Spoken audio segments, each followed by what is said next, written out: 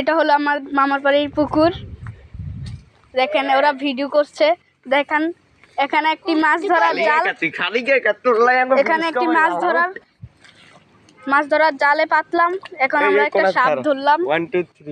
দেখেন সাপ ধরলাম, ওই সাপটাকে দেখাচ্ছি আপনার। দেখেন দেখেন সাপটা কিভাবে ধরলো, ওই যে দেখেন দেখেন লড়ছে।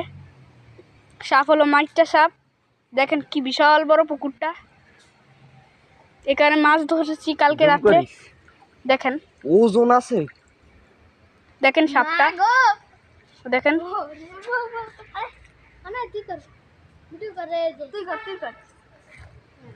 দেখেন সাপ, দেখেন